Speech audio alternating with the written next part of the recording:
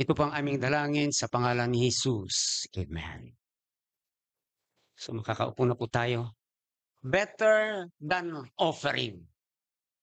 So, ano pong binabanggit dito na sabi rito sa Tagalog, mas mabuti pa kaysa sa mga offerings natin o kaloob natin. So ang kaloob po ay tinuturo ng banal na kasulatan, we are commanded to offer or to give unto the Lord. We are commanded to bring our tithes unto the Lord. We are commanded to honor the Lord with our substance. Pero bakit sinasabing there is better offering? Ibig sabihin kasi marami pong mga tao ngayon, akala nila ay mapiplease ang Panginoon basta kapag-offer sila ng malalaki. Pero sa pag-offer kasi natin, ay meron pong mas mahalaga sa ating Panginoon siyang tinitignan. Yun po yung ating mga puso. O sama na rin po yung ating mga uugali. Sabi nga rito sa verse 6 and 7, wherewith shall I come before the Lord and bow myself before the high God? Shall I come before him with burnt offerings, with calves of a year old? Will the Lord be pleased with thousands of rams? Okay, so talagang napakaraming mga offering. Pero siya ba ay malulugod? Or with 10,000 of rivers of oil? So, magbigay ng maraming mga oil. Yun po yung mga mamamahalin, mga oil. Ito sinasabi rito, no? Na siya talagang ginagawa noon ay pinagkakalob sa ating Panginoon. Then shall I give my firstborn for my transgressions, the fruit of my body for the sin of my soul. So kailangan ba ito, ibigay ko itong mga bagay na ito? Yun po yung katanungan. Pero ang sagot dito sa verse 8, sabi rito, he hath showed thee, O man, what is good. So ipinapakita sa iyo, sabi ng Panginoon, dito kay Micah kung ano yung mabuti. And what that the Lord require of thee.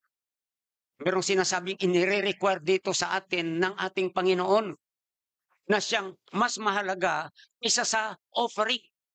At ito pong nire-require na ito po yung kaaralan natin ngayong umagang ito. Kasi titignan natin doon nga po sa ating responsive reading kanina, doon sa 1 Samuel chapter 15, na kung saan doon po ay inutusan ng ating Panginoon si Haring Saul na pumunta doon sa Amalek at lipulin ang lahat ng mga tao at lahat ng mga hayop. Walang itirang buhay. Yun po yung instruction ng ating Panginoon kay Haring Saul. Pero katapos ng digmaan, nung pauwi na sila, ito nga po yung nangyari. Sabi rito sa verse 10, then came the word of the Lord unto Samuel, saying, it repented me that I have set up Saul to be king, for he turned back from following me, and hath not performed my commandments. And it grieved Samuel, and he cried unto the Lord all night. So andoon, sabi rito, nagsisisi ako. Ibig sabihin, nalulungkot ang Panginoon sa paglagay kay Haring Saul bilang hari ng Israel. Sa anong paraan? Bakit nalulungkot ang Panginoon? Sabi rito sa verse 11, hath not performed my commandments. Kasi nga, may command nga ang Panginoon sa kanya, pero hindi niya ginawa. Okay. Tingnan natin kung ano nangyari. And when Samuel rose early to meet Saul in the morning, it was told Samuel, saying, Saul came to Carmel, and behold, he set him up a place, and is gone about and passed on and gone down to Gilgal. And Samuel came to Saul, and Saul said unto him, blessed be thou of the Lord. I have performed the commandment of the Lord. Yan po yung sabi ni Saul. And Samuel said, what meaneth then this bleating of the sheep in mine ear, and the lowing of the oxen which I hear? Sabi ni Samuel, anong ibig sabihin nitong mga naririnig ko? Na ano ba kasi yung tawag dito pagka yung mga huni ng hayop o huni ng sheep dito, Ganon din yung mga oxen, blowing of the oxen. Sabi rin, may narinig siya, ang tawag doon, umuuga, umuuga, ano?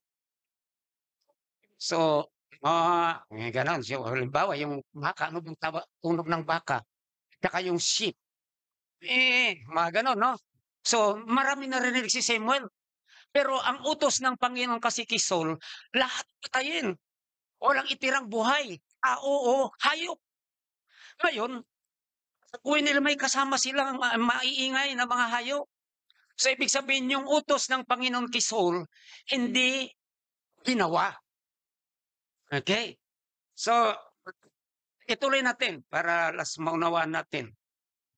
And Saul said, they have brought them from the Amalekites, for the people is spared the best of the sheep and the oxen, to sacrifice unto the Lord thy God, and the rest we have utterly destroyed. Sabihin, hindi. Talagang itinira naming buhay yan para i-sacrifice, i-offer sa Panginoon. Kaya offering na itong pinag-usapan dito. Okay. Pero natuwa ba ang Panginoon doon? Tingnan nyo sa verse 16. Then Samuel said unto Saul, stay, and I will tell thee what the Lord hath said to me this night. And he said unto him, say on. And Samuel said, when thou wast little in thine own sight, wast thou not made the head of the tribe of Israel, and the Lord anointed thee king over Israel? And the Lord who sent thee on a journey and said, go and utterly destroy the sinners, the Amalekites, and fight against them until they be consumed. Wherefore then didst thou not obey the voice of the Lord, but didst fly upon the spoil, and didst evil in the sight of the Lord. Bakit? Hindi mo pinatay lahat. Meron kang itinira. At sabi rito, gumawa ka ng masama, evil, sa harapan ng Panginoon. Yan po yung sinasabi sa kanya. Okay. So, pero meron siyang hangarin, mag-offer. Ayan po Pero evil. Why? And said Saul, and Saul said unto Samuel, yeah, I have destroyed, obeyed the voice of the Lord. Sabi niya, sumunod ako Okay, pero tingnan niya, and have gone the way which the Lord sent me, and have brought Agag, the king of Amalek, and have utterly destroyed the Amalekites. So bukod sa hayop, meron pa siyang tinirang tao. At yun yung hari mismo. Bakit niya itinira yung hari? A trophy. Pero ang utos, tayo lahat, walang itirang buhay. Tinira pa yung talagang pinakamalaga, trophy, para ipagyabang, pagmalaki. Dito yung hari. Yan. Inalo namin sila. Pero kaya sila nanalo dahil sa Panginoon. Okay. So, bukod sa hayop, meron ding itinirang tao na buhay.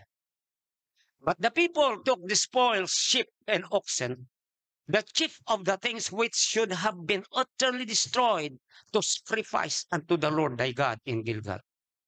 And Samuel said, tingnan nyo, no? At the Lord as great delight in burnt offering and sacrifices, as in obeying the voice of the Lord. Behold, to obey is better than sacrifice, and to hearken than the fat of rams. Kanyo dito? Sinasabing better. To obey is better. Alam niyo, yung sumusunod po ng tahasan, ayan po yung merong mabuting puso. Okay. Pero yung nagdi-disobey, ay yun po yung merong mali sa kanyang puso. At ito nga yung nakikita ng Panginoon kay Samuel. Na ito po yung example dito po sa ating pinag-aralan sa Micah, kung bakit sinasabi nga na yung mga burnt offerings ay hindi po yan yung mahalaga sa ating Panginoon. Ang pinakamahalaga sa Panginoon ay kung ano yung puso na meron tayo. Yung pong pag-uugali natin o yung pong kung ano yung mabuti nga na sinasabi rito. Kasi sabi rito sa verse 8, he not showed thee, O man, what is good, and what that the Lord require of thee. So, merong nire-require sa atin ng Panginoon na yung pong nire-require na yun po yung mahalaga. Hindi po ibig sabihin na pag nag-offer tayo sa Panginoon ay mali kaagad. Ibig lang sabihin, kung tayo man ay mag-offer sa ating Panginoon, ang pinakamahalaga doon ay kung ano yung ating puso. Na siya po yung nire-require ng ating Panginoon sa atin. Yung pong panloob natin. Kagaya nga po nung inutusan ng Panginoon si Samuel upang i-anoint yung susunod na hari, yung papalit kay Saul. Kasi nga dahil dito sa nangyaring ito, na pag-disobey niya sa salita ng Diyos. So, inutusan ng Panginoon si Samuel na pumunta doon kay Jesse, i-anoint yung anak ni Jesse bilang susunod na hari.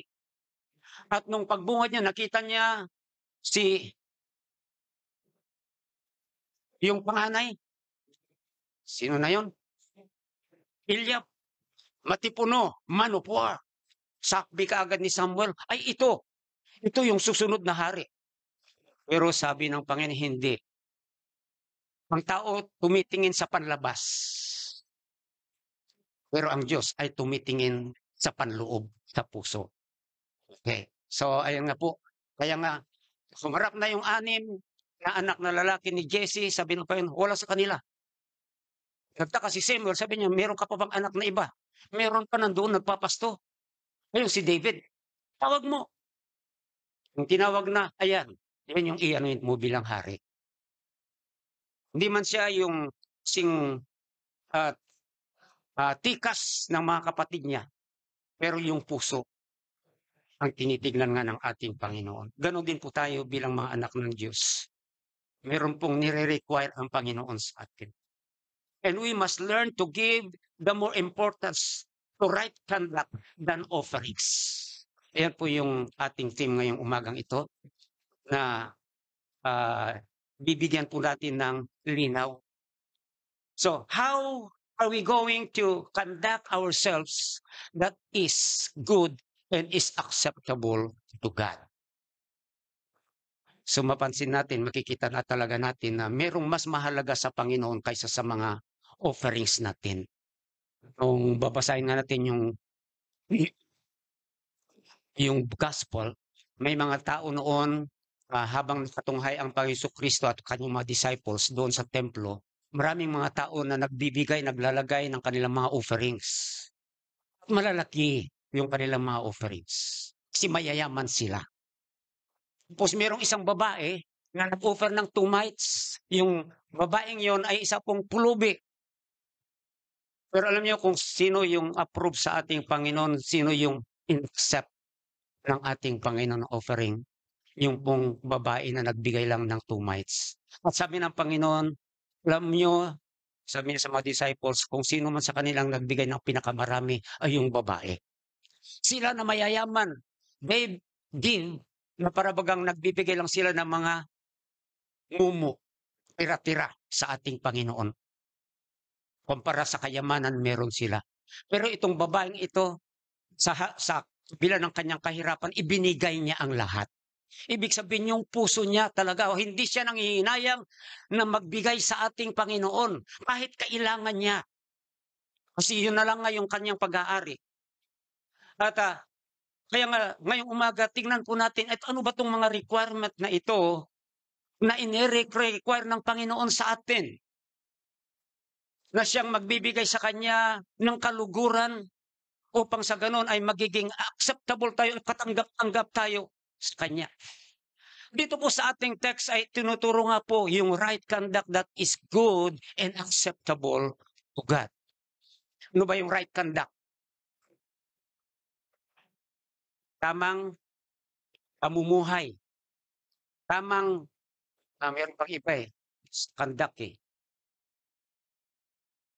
Ano pa yung, alam niyong conduct sa Tagalog?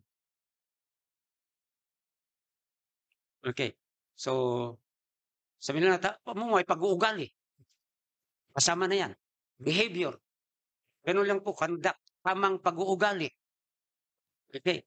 So, sa verse 8, sabi nga rito, He hath showed thee, O man, what is good and what doth the Lord require of thee, that to do justly, to love mercy, and to walk humbly with thy God. So tatlo po ito, binabanggit dito na requirement. na inire-require sa atin ng ating Panginoon. That first and foremost is that we are to be just in our dealings. Sa ating mga dealings sa araw-araw, sa ating pakikipag-usap, o anuman yung mga kadils natin sa araw-araw, nire-require po ng Panginoon sa atin yung ating pagiging patas. Ano po ba yung just? Nakalimutan ko na kanina yung just eh. Sa Tagalog, sinerge ko na kanina yan eh. Kung ano yung exact na ibig sabihin yan. Tingnan ulit natin ha.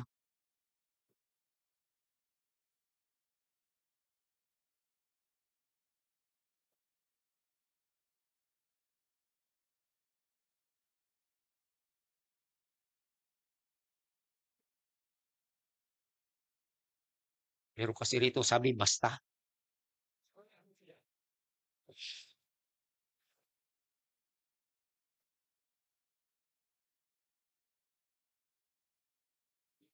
Makatarungan. Okay.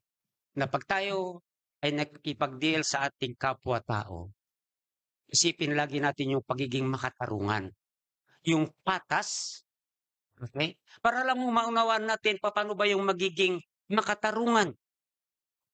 Naalala ko na naman yung question nga nila noon dahil nung panahon na napatalsik ang mga Marcos, idinamanda sila.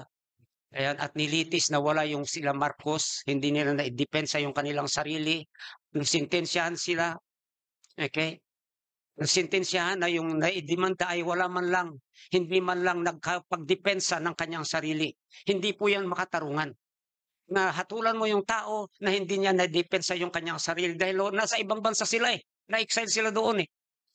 Kaya nung panahon na mayroong isang abogado, sabi niya, makatarungan ba yung ginawa nila? Okay. Kasi inakusahan sila nasintensya ng ganito, ganito, ganito, na corruption daw. Kaya may nagtanong sa, makatarungan ba? Okay. So, gano'n din po tayo, dapat tignan po natin yung mga dealings natin sa araw-araw sa kapwa-tao natin. Tayo ba ay nagiging makatarungan?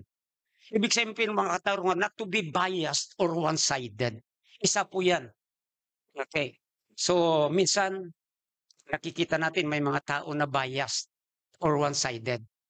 Ibig sabihin, sa isang side lang siya tumitingin at tinitignan niya hindi kung ano yung makatarungan, hindi kung ano yung naayon sa batas, hindi kung ano yung naayon sa katotohanan, kundi minsan tumitingin na lang siya sa relationship. O kasi ito kaibigan ko, ito hindi. Kaya siya yung kakampihan ko. Yan. Ito kakilala ko ito hindi. Sino ba siya? Ayan, ito mayaman, ito mahirap. Okay, siguro mas maganda kampihan ko itong mayaman. Ayan po.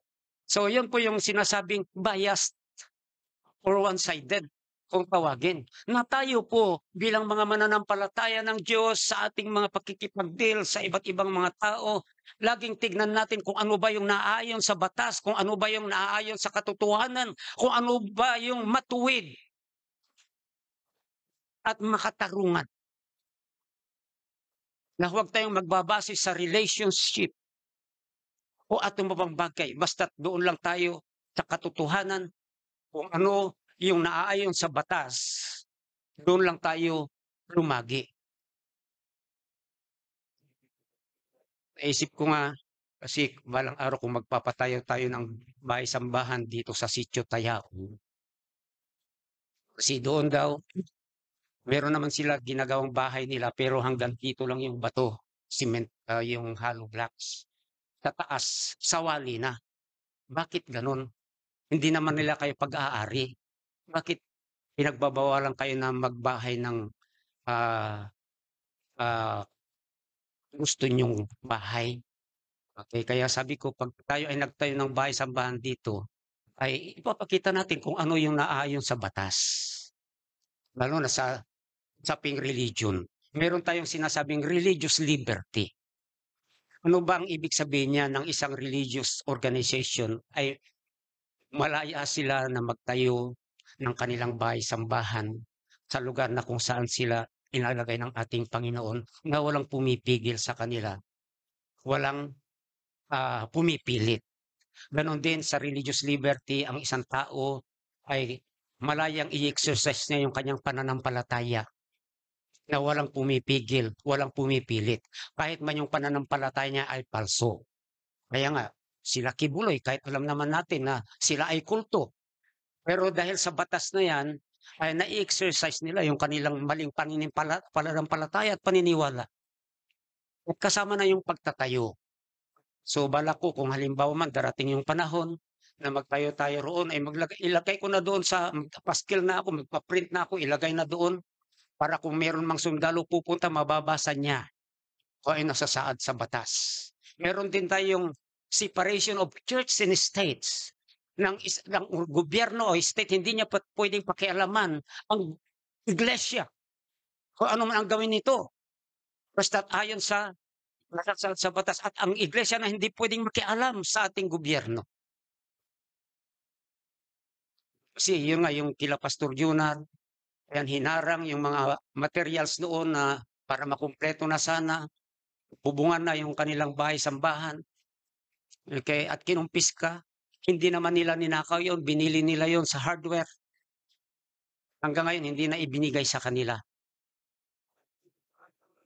Nakakalungkot. Pero those are injustice, unjust, kung tawagin. Hindi po makatarungan. So, yan po ang isa sa mga example, not to be biased or one-sided, not to be deceitful in our dealings. Yung deceitful ay yung huwag po tayong pandadaya, manlilin lang sa mga pakikipag-deal natin. So, madalas kasi pag tayo nakikipag-deal o iniisip natin yung ating kapakanan. No, hindi po. Bilang mga mananampalataya, hindi po yan yung gusto ng ating Panginoon. Yung pagiging just, tignan lang natin na hindi tayo nakakaagrabyado sa ating kapwa. Di bali nang tayo yung maagrabyado. Ang mahalaga, hindi tayo yung nag-aagrabyado, hindi tayo yung nandadaya, hindi tayo nanluloko.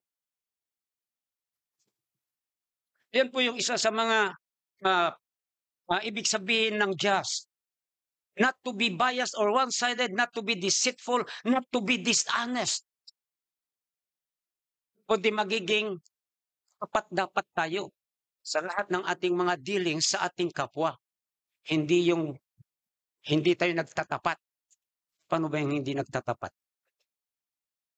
Diba, napag-usapan nyo ito, pagkasunduan. Tapos binabawi, binabago. Okay? So hindi po yan tama. At yun nga po yung mga pandaraya na nararanasan ng mga katutubo. Kwento nila doon sa Sitio Tayaong nung panahon daw na pumutok ng pinatubo. Alam ko maraming nakakaalam sa inyo sa pagputok ng pinatubo. Yan. So yung mga naipanganak nung 1980s, alam nila yan. 1991 ba yun, pinatubo? Okay. So, iniwan nila yung lugar nila.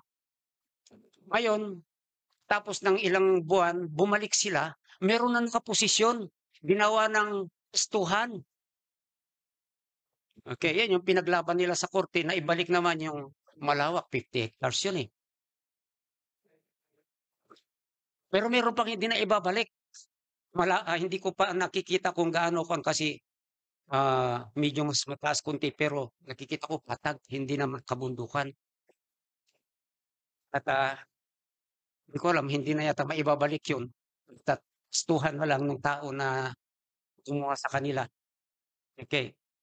Pero ayun nga po yung mga sinasabing dishonest. At sabi raw ng tao, bininta sa kanila ng mga ninuno, ganyan pa yung mga kwento. Pero saan po yung kasulatan? Wala na maipakitang kasulatan. Okay. So ngayon, kailangan ipaglaban ng katutubo. Dahil walang kasulatan eh. Sinasabi lang ng tao, ito bininta sa amin ng inyong mga ninuno. Di ba pag magbintahan, lalo na kung lupa, may kasulatan yan. Hindi pwedeng wala, hindi pwedeng parang nagbinta lang tayo ng karne o kaya ng isda. Na wala ng kasulatan, wala ng resibo. Lupain na yan at ang lalaking lupain. So, ganyan po kung tayo po ay makipag-deal, magiging makatarungan po tayo. Naaayon po sa katotohanan, naayon sa matuwid yung mga gagawin natin pakikipag-deal. Not to be biased or one-sided, not to be deceitful, not to be dishonest, and not to be corrupt. Huwag pong maging corrupt. Paano ba yung maging corrupt? Andoon po yung pagnanasa natin na maangkin, yung pag-aari ng iba, kasama na yung corrupt doon, o paggawa ng mga bagay na hindi naaayon sa katarungan. Okay? So, yun po yung mga corrupt. May mga nilalabag na tayo na batas para sa ganun ay yung mga bagay ay gusto lang, maangkin, kagaya ng mga nasa gobyerno, sinasabi nila corrupt. Okay, andyan yung mga lagayan, andyan yung mga kung ano-ano pa. Kaya tayo, pag nakikipag-deal tayo sa gobyerno, iwasan po natin yung maglagay. Magtiwala tayo sa ating Panginoon. Sabi ko nga minsan, ipinarehistro ko noon si Bumblebee. Wala na rito yung sasakyan na yan eh. Pero may problema talaga siya eh. Pero pinarehistro ko, tapos dumating sa doon sa smoke emission. Gasolina pa yun ha. Sabi nila medyo mataas. Sabi nila yung kanyang kwan. Saan ba kayo nakatira? Sabi nila doon po sa Bagumbong. Okay. So sila na ang nag-offer. Ganito na lang. Sige, ipapasa namin. Pero ipagawa mo. Pero talaga naman, yun yung talagang kwan ko dahil ng problema na nga eh. Talagang ipapagawa. Okay. So ibig sabihin, maiwasan lang yung panunuhol. Okay. Because yung panunuhol, corruption. So naawa ko minsan doon sa mga motorista na basta't huhuliin na lang ng isang enforcer. Meron pa nga yung sinabi out of line daw na bus. Okay, out of line pero nasa linya naman siya. Kinikita ng LTO enforcer. Ang multa pala doon ay 1,000,000. Panood nyo ba yun? Sabi ko, grabe naman ito. Nagbaba yung bus driver doon sa tapat ng terminal nila. At yung linya niya, doon nga sa Pasay, yun yung terminal nila, Bicol. So hindi siya lumabas sa linya. Okay, buti na lang merong busita na natatawagan nila tumutulong. Okay. Pero yung nanghuli, dishonest yun. Pero nakita niya, malaki ang kanya doon, parte niya doon pagka nakuha yung 1,000,000 na danyos. Okay, bus yan eh. Tutubusin ng may-ari, 1,000,000. Diba, pambira, kawawa pa yung driver dahil hindi na nakapagbiyahe. Wow. Marami pong mga ganyan. Biktima ng dishonesty. Na ibig sabihin tayo, kung nabibiktiman tayo, walang problema. Kung mahalaga, huwag tayo yung mangbiktima. Okay. Dishonesty and corruption kung tawagin yan. Not only corruption, dishonesty, deceit, and one-sided, but not to be evil. Huwag po tayong maging masama. Alam natin lahat, lagi kung ano yung mabuti, kung ano yung tama, kung ano yung matuwid. Doon po tayo. Kaya sinasabi ng Biblia, kung ano yung mabuti, yun yung isipin natin. Kung ano yung kaibig-ibig, yun yung isipin natin. Kung ano yung mga bagay na whatsoever are true, yung totoo, yun yung isipin natin. Kung ano yung honest, yun yung isipin natin para maiwasan natin ang ng masama.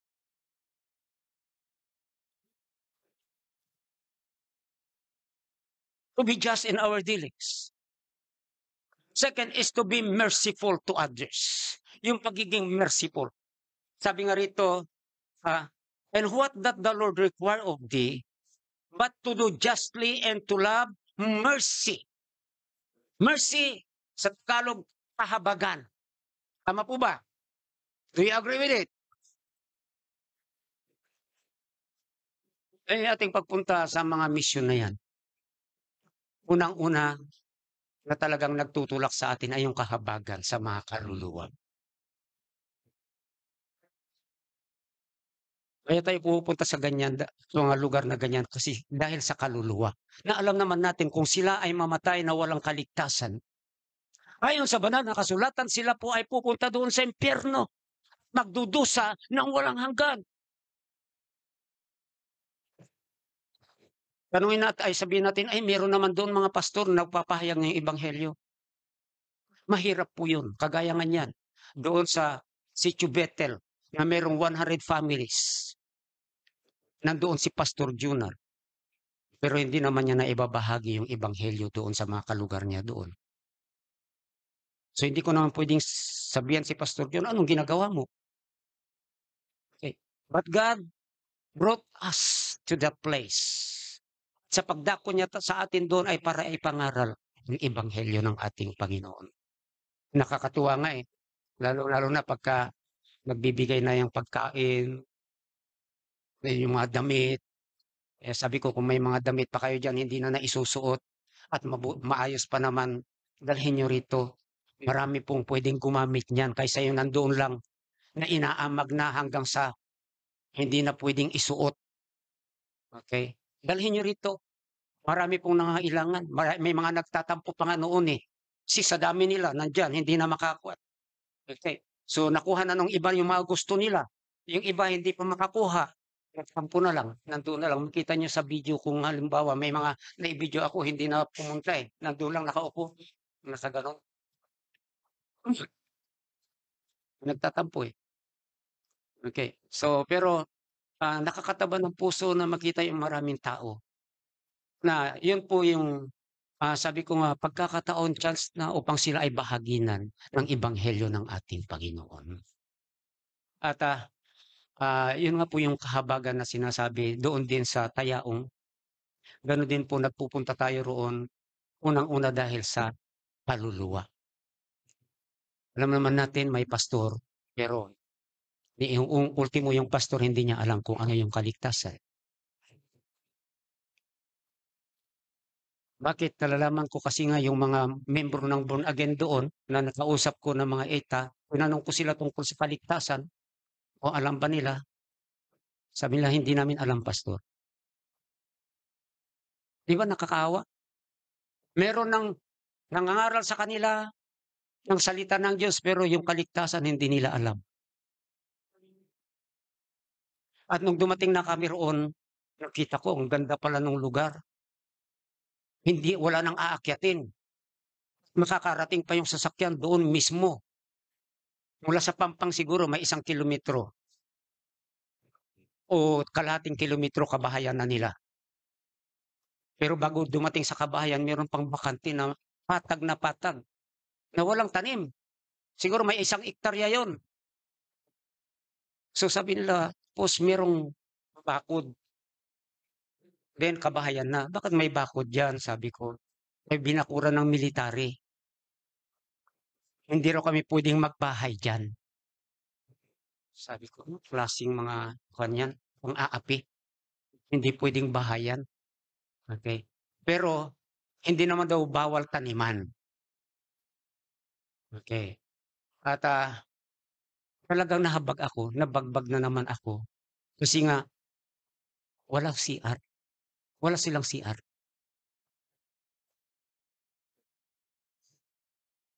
Kaya kahapon, alam niyo, bumili talaga ako ng hulmaan, ng hollow blocks. Para dalhin doon at sila gumawa ng hollow blocks. Kasi hindi pwede nga magpa-deliver doon ng hollow blocks eh. At libre naman yung buhangin.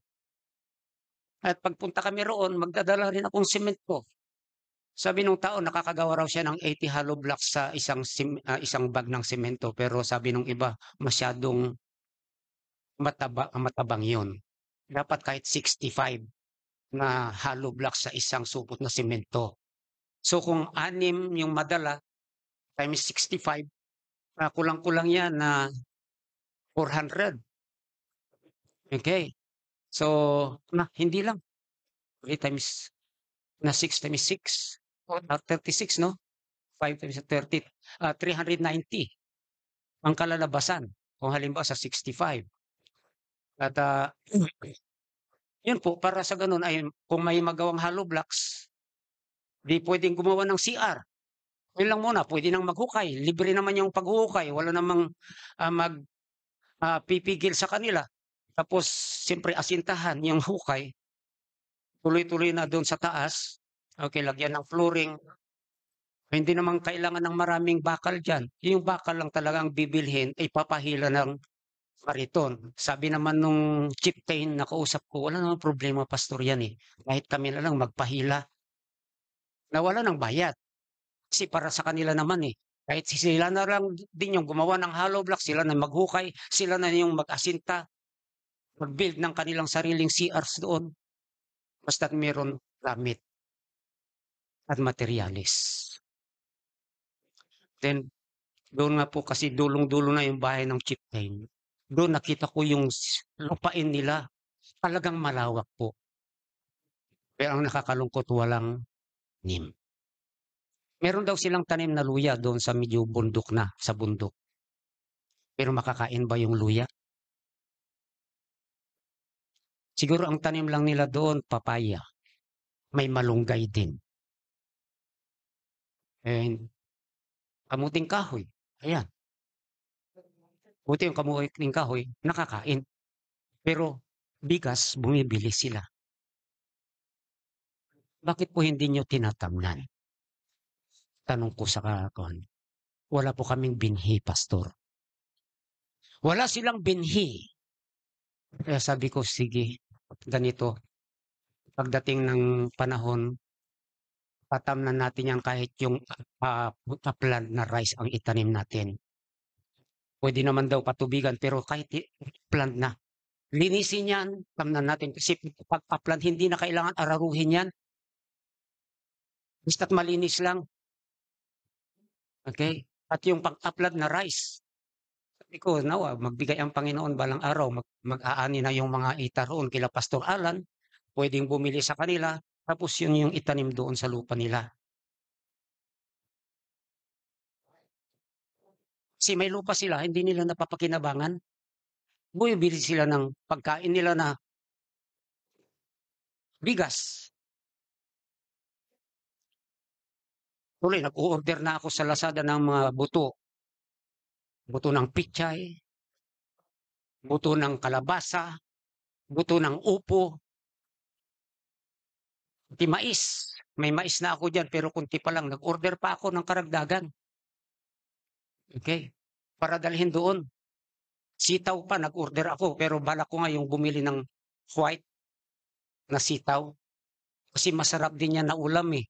Yung bunga niya pagka hindi pa yung gulang. Kahit 2 kilo siguro o 4 kilo, bibilhin ko doon sa market. Tutubo naman yan eh. Pero ayan po, sabihin ko yung kahabagan para sa mga tao na talagang nangangailangan ng damay. At ano ba ang sabi ng Biblia sa mga taong mahabagin? Titingnan natin dito muna. Unang-una dito sa Proverbs chapter 3, verse 3.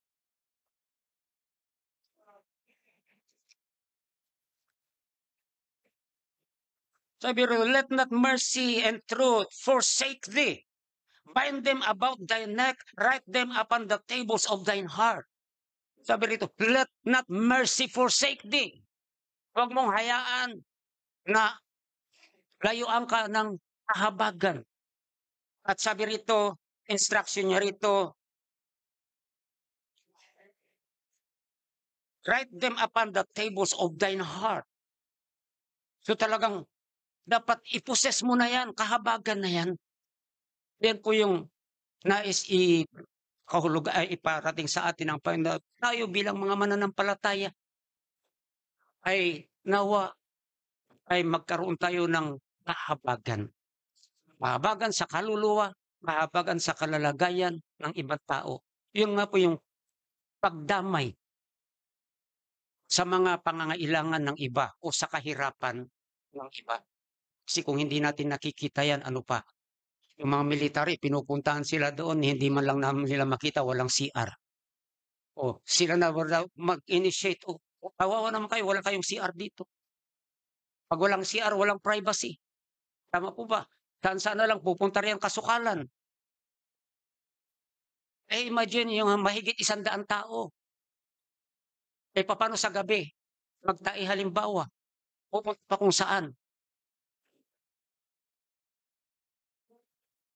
Di ba Kung iisipin talaga natin, okay? At may lupain sila, sabi ko nga tapos, bumibili sila ng kain nila, bigas. Samantalang yung lupain yan dapat yung magbibigay ng pagkain. Pero yan nga po yung naisip ko, yung pagtanim. Kasi ngayon yung problema nila, wala po kaming maitanim, pastor, na binhi. Ano yun, para ako maiyak talaga. So, be merciful. Ano ang sinasabi ng Panginoon sa mga merciful? Sabi sa Proverbs 14, verse 24. Tingnan po natin ito. Sabi po rito, the crown of the wise is the richest. Uy, mali yata ito. Proverbs 14, 24. 24 naman ito. Mali yata yung nakopya ko. Sa dala.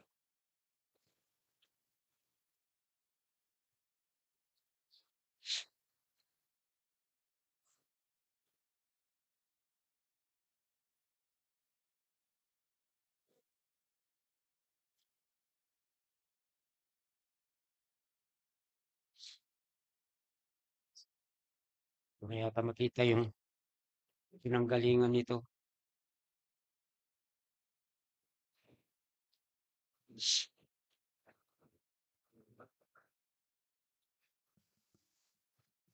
Hmm.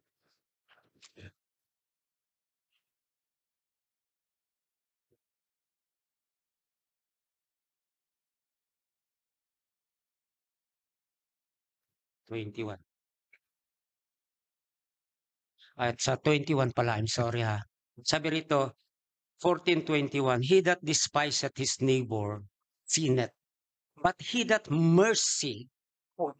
hath mercy on the poor, happy is he. Sa isang mahabagin, una-una sinasabi rito, siya ay masaya. Ibig sabihin, mabuhay siya ng masaya. Kayo ba, gusto niyo mamumuhay kayo ng masaya o malungkot? Gusto niyo ba yung kayo ay malungkot? Anong gusto niyo? Masaya lagi. Okay. At sabi ng Biblia, pag ikaw ay mahabagin, mamuhay ka ng masaya. Kasi sabi, happy is he. Wow. Di ba minsan makakita tayo ang sayang tao, di tayo, nabibless. Wow, ang saya niya. Di tayo, nadadamay sa kasiyahan nila eh. Okay. At yan po yung sinasabi ng Biblia. A merciful will live happily. Secondly, a merciful will obtain mercy. Yan, hindi lang po mabubuhay ng masaya, kundi siya ay makakatanggap ng kahabagan din. Ibig sabihin po, kung isang tao, kayo po ay magiging mahabagin, ganun din po yung tatanggapin natin. Sabi nga ng Biblia, be not deceived, God is not mocked. For whatsoever a man soweth, that shall he also reap. Nagtanim tayo ng kahabagan, aani tayo ng kahabagan. Tayo ba, dumarating din sa punto na kailangan natin ng kahabagan ng iba? O kahabagan ng Diyos, lalong-lalo na? Tayo ay umaasa rin sa kahabagan ng ating Panginoon. Ngayon, kung gusto natin na pagkalooban tayo ng Diyos ng kahabagan, magkaroon din tayo ng kahabagan sa iba. Kasi ang sabi rito sa Matthew chapter 5, verse 7, atin pong tingnan ang ating Biblia.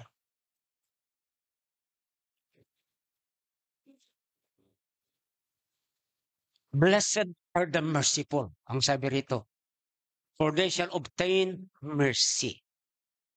Yung sinasabing blessed is the merciful. Bakit siya nagiging blessed? Ang sabi rito, because they will obtain mercy. Ibaga, ang ganda yung ikaw ay punong-puno ng kahabagan galing sa ating Panginoon. Ibig sabihin, kung puno-puno ka ng kahabagan mula sa ating Panginoon, isa na nga dyan yung hindi ka kailanman pagkukulangin ng ating Panginoon. Hindi hayaan ng Panginoon ikaw ay maghirap. Yan ay dahil sa tayo rin po ay mahabagin. Not only we will obtain mercy, will live happily, but be favored by God. Nandoon po yung pabor ng ating Panginoon sa mga mahabagin. Kagaya sinasabi rito sa Proverbs chapter 11, verse 17. Sabi rito ng banal na kasulatan, the merciful man doeth good to his own soul, but he that is cruel troubleth his own flesh. Yung sinasabi rito, doeth good to his own soul. Okay. So, ibig sabihin po yung pagiging merciful ng isang tao mahabagin ay ginagawa niya para sa ikabubuti ng kanyang sarili.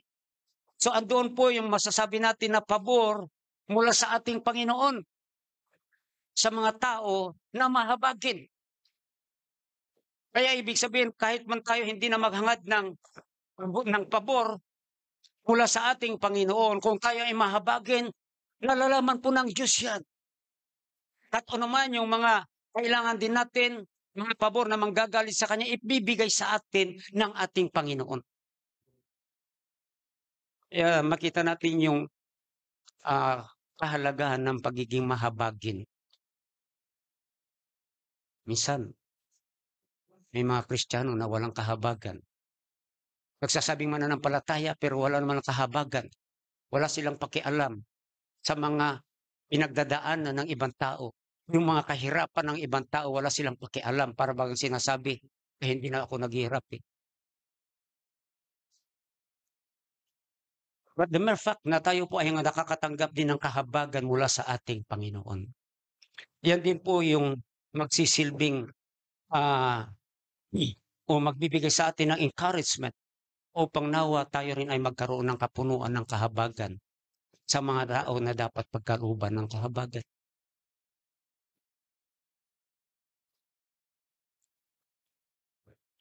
Nalulungkot nga ako kay Brother Rumnik eh.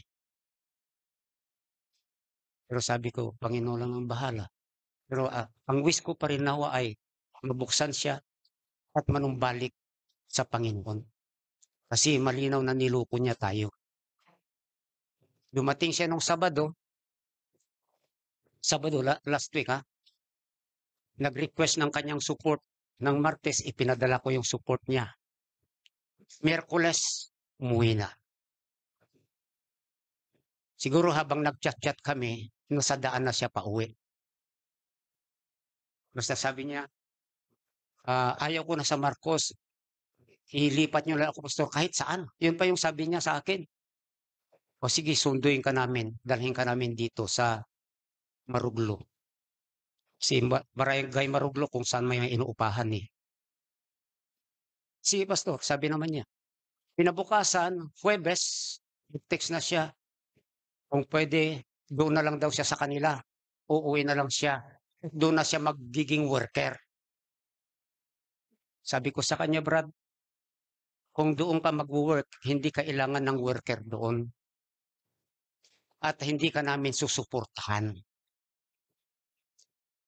Pumayag siya. Bakit nandoon na siya eh? Andun na siya sa kanila. Ng araw ng Huwebes. Si Miyerkules nga siya umuwi. Kaya sabi ko, ano ba itong ginagawa ng mga ako na ito? Si Makmak na discourage na rin siguro. Sabi niya kasi marami na nagsusulputan dito na relihiyon. Eh sabi ko sa kanya, Brad, magpatuloy ka lang dyan sa mission. Maraming kaluluwa dyan kahit may relihiyon. Walang kaligtasan. Yan dahilan kung bakit nandyan tayo para ipahayag ang ebanghelyo sa mga tao riyan. Sa katotohanan, halos lahat naman ng tao sa Pilipinas may relihiyon yan eh. Pero ang tanong, ligtas ba sila?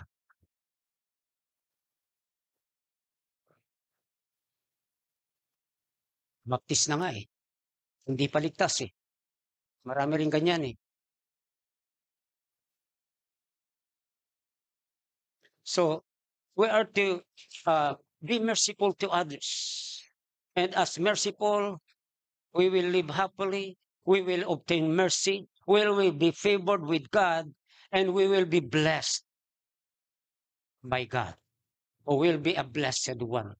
Sa Psalms 37:26, atin din pong tunghayan kung ano ang sinasabi ng banal na kasulatan. Psalms 37.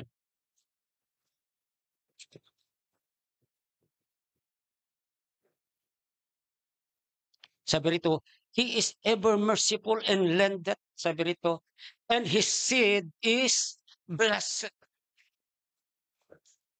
So blessed, yung kanyang seed, sinasabi rito, yung kanyang mga bunga, yung kanyang pamilya, ibig sabihin, ang isang mahabagin ay binibless ng Panginoon. Hindi lang siya, kundi kasama na yung kanyang pamilya. Makita natin kung gaano kahalaga ang pagiging pagpapala. Na ibig sabihin, puro po kagandahan loob ang matatamo ng isang tao na mahabagin. Kaya nga po, kung tayo ay nagkukulang ng kahabagan, ipanalangin natin sa ating Panginoon na pagkalooban niya tayo ng kahabagan. Minsan kasi kaya nawawalan tayo ng kahabagan kasi dahil sa pagiging sakim kasarili. Lagi lang natin iniisip yung sarili natin, yung sarili natin, yung sarili natin. Yan po yung kaaway ng pagiging mahabagin. Alam niyo, kung nagiging mahabagin ay kung nagiging makasarili ang Panginoon, hindi na siya pumunta rito sa ibabaw ng lupa.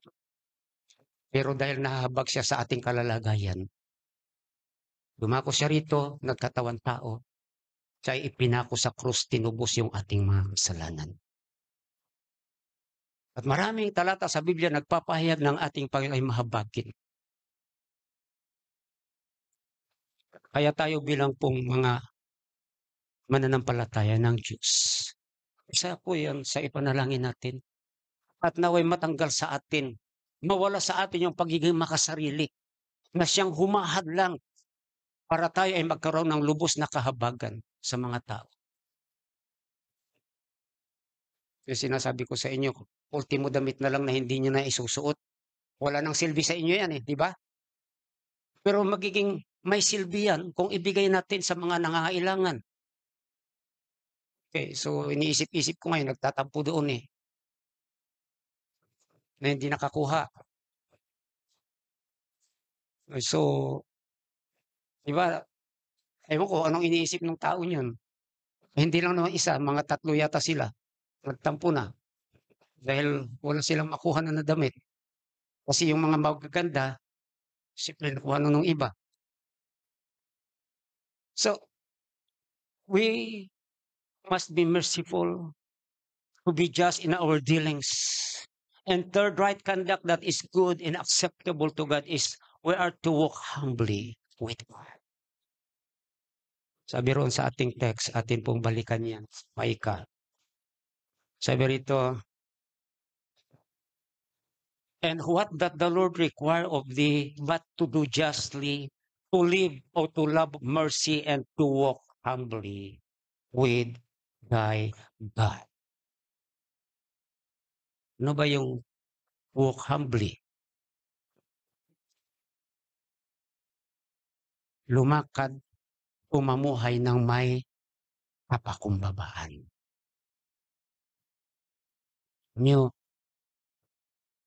Yung pride, minsan, yun din yung sumisira sa mga mananampalataya.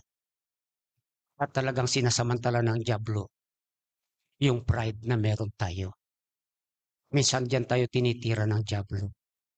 Kaya kung ano man yung pride na meron tayo, ipanalangin natin at tanggalin ng Panginoon at palitan niya ng kumbabaan. At yun po yung nais ng ating Panginoon. Ang pride, ayon sa Biblia, yan po yung ikinabagsak ng dyablo. Lucifer, ang tawag sa kanya noon bilang anghel. So ang Lucifer na pangalan ay pangalan ng anghel. Pero pagkatapos niyang magrebelde sa Panginoon dahil sa kanyang pride, siya na ay tinawag na devil. Okay. So kaya nga po, pag sinabing Lucifer, pangalan ng anghel yun. Okay, kaso lang kung ipangalan natin siguro sa mga anak natin yan, baka isumpa pa tayo ng anak natin paglaki nila. Okay, so magpalit pa sila ng pangalan. Bakit niya ako pinangalanan ng Lucifer? Kahit ipaliwanag siguro natin, anak, pangalan ng anghel yan. Napalitan nga lang nung siya ay nag-rebelde na. Naging Diablo na yung pangalan niya or devil or Satan. Okay. So, we have to walk humbly. Ayan. At ano ba ang tinuturo ng Biblia doon sa mga mapakumbaba? Unang-una po, dito po sa Proverbs 29:23. So, buksan natin ating mga Bibles. Proverbs 29:23 says, "A man's pride shall bring him low, but honor shall uphold the humble and spirit." First and foremost is that humble people are honored by God. Sila po ay ino-honor ng ating Panginoon. So hindi lang po ang Panginoon, siyempre pag ino-honor tayo ng Panginoon, makakatanggap din tayo ng mga parangal mula sa mga tao. Kung hindi naman yun yung ating nasa yung tayo ay pangaral ng tao. Mahalaga na yung tayo ay honored sa harapan ng Diyos. Hindi kailangan na mayabang tayo.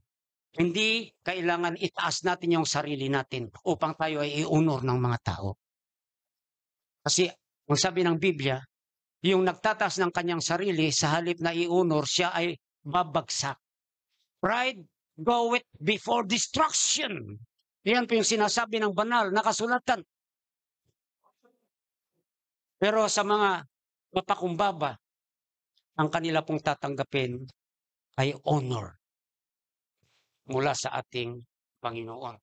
Dito rin po sa 15:33 ng Proverbs din, sabi rito, "The fear of the Lord is the instruction of wisdom, and before honor is humility."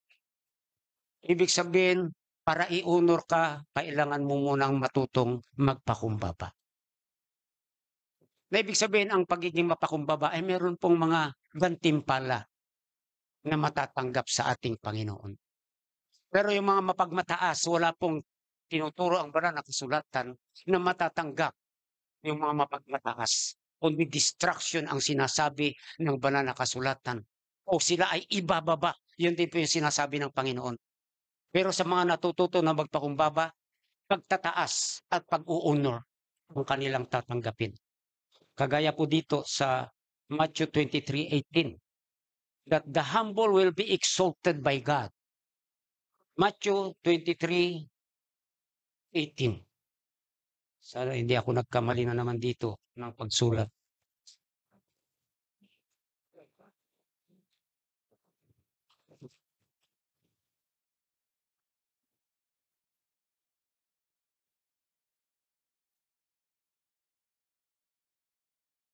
O sa 12. 12 yun? Buti na lang. Naiintindihan nila ako yung isulat, hindi ko maintindihan. Sabi rito, "And whosoever shall exalt himself shall be abased." Tignan niyo ha. Yung nagtatas ang kanyang sarili ay siya ay ibababa. Yan sabi ng banal na kasulatan. Naniniwala ba kayo sa sinasabi ng Diyos? Ibig sabihin, ang Diyos nagsabi, mangyayari at mangyayari yan. Doon sa nagtataas ng kanilang sarili. Pero ang sabi rito, "And he that humbleth himself shall be exalted." Itataas ng Panginoon yung mga nagpapakumbaba.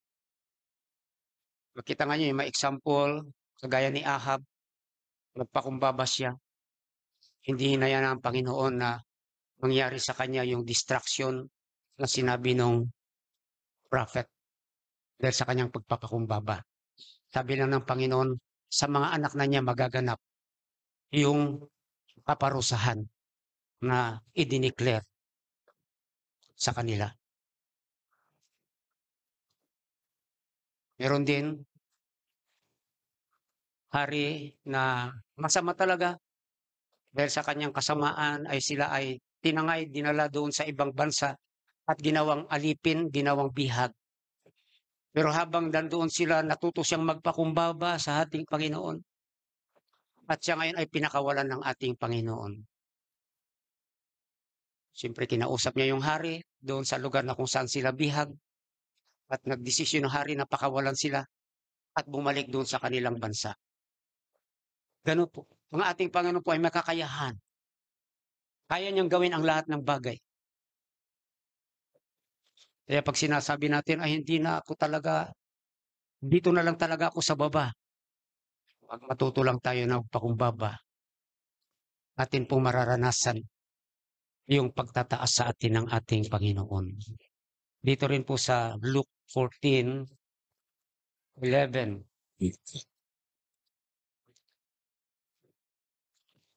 Binabanggit din po ng banal na kasulatan dito. Sabi niya rito, For whosoever exalted himself shall be abased, and he that humbleth himself shall be exalted. Alam ko, alam niyo yung mga verse na yan. Ang kailangan lang hindi yung alam natin, kundi yung paniwalaan natin ng lubos ang binabanggit ng ating Panginoon. Kaya nga hindi natin kailangan itaas yung ating sarili. Ang instruction, ang sinasabi ng magpakumbaba tayo. Bahala na ang Panginoon magtataas sa atin.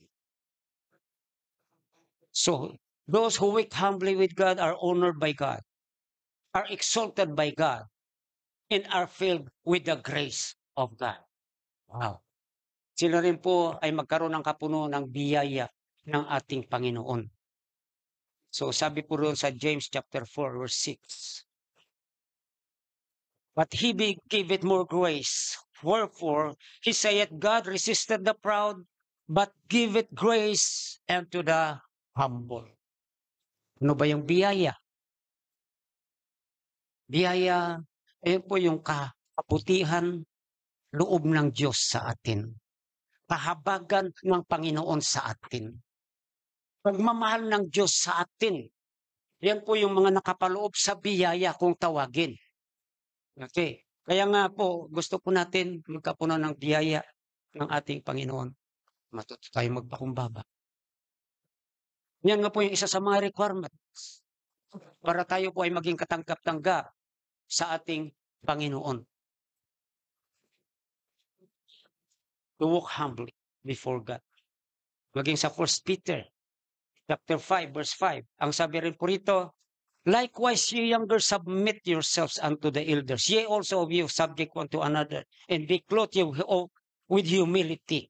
For God resisted the proud. Tingnan nyo ha, and give it grace to the humble. Yung sinasabi, God resisted the proud. Ano ba yung ibig sabihin pag sinabing God resisted the proud? Kanyang tinatanggihan, kanyang hinahayaan na lang. Okay? So walang pagpapala doon sa pride, sa ma-proud na tao, ma-pride na tao. Walang biyaya na manggagaling sa ating Panginoon. Walang kahabagan ang ating Panginoon doon sa isang tao na ma-pride. Okay? So, ayan po yung sinasabi ng banal na kasulatan. Kaya makita rin natin kung gaano po kahalaga sa atin ang matutong magpakumbaba. Ang kapakumbabaan po hindi basta umuusbong na lang sa ating puso. Yan po ay binibigay ng Panginoon.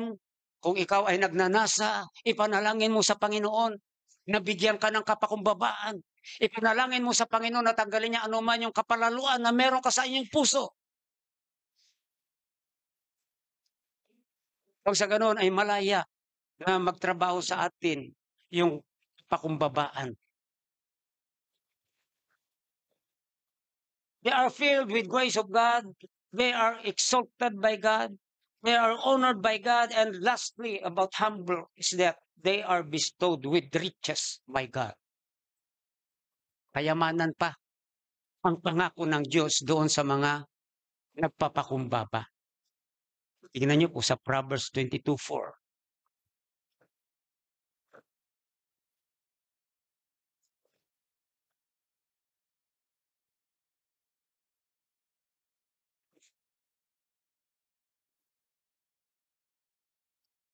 By humility and fear of the Lord are riches and honor and life. Sinasabi rito, riches, kayamanan. Pag pinag-usapan ang kayamanan, meron pong kayamanan material, meron kayamanan financial, meron din kayamanang espiritual. Ibig sabihin, sama-sama na yan. Pero kung meron man tayong nanasain na kayamanan, yan po dapat yung espiritual na kayamanan.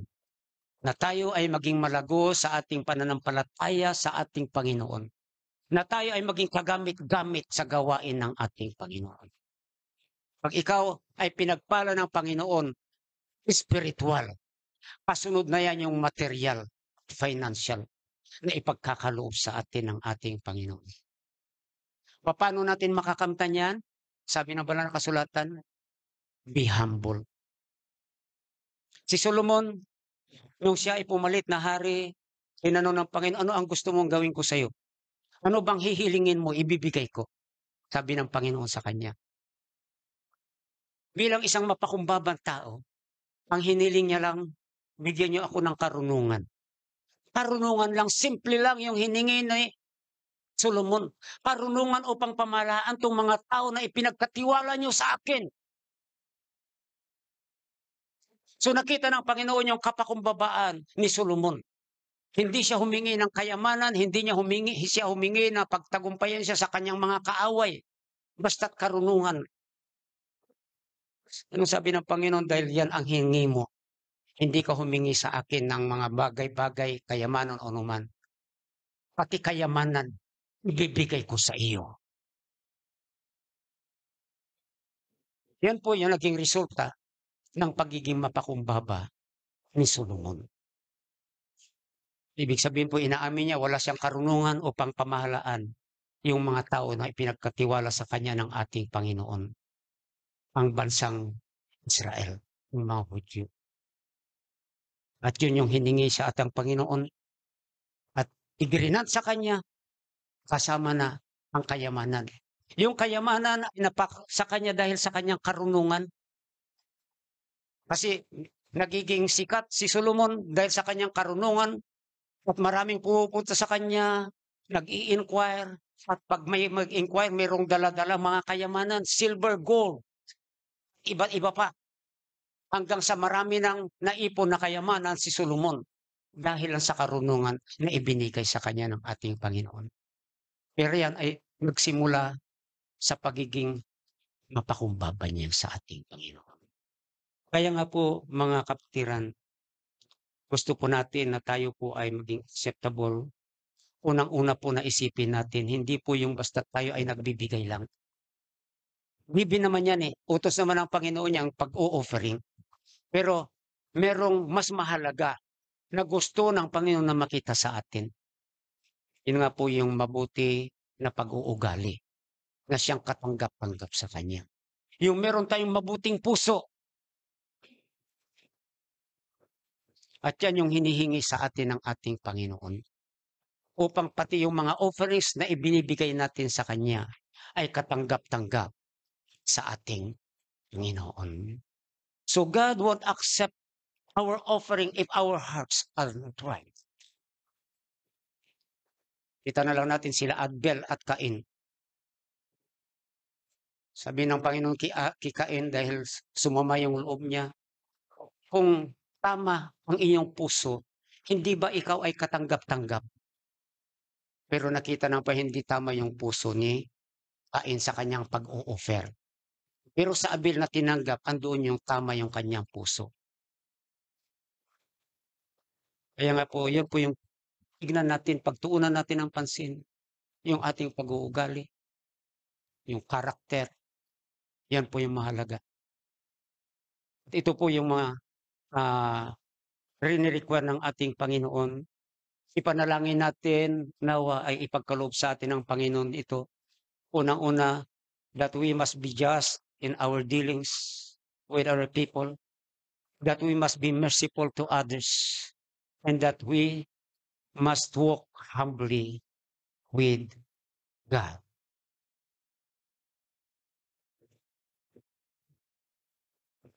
Ito po yung lahanin natin. Right conduct is more pleasing to God than many offerings.